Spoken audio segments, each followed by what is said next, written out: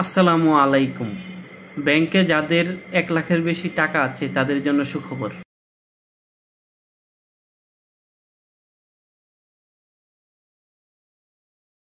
আগে ব্যাংকে ১ লাখের বেশি টাকা থাকলেই আবগারি শুল্ক কর্তন করত।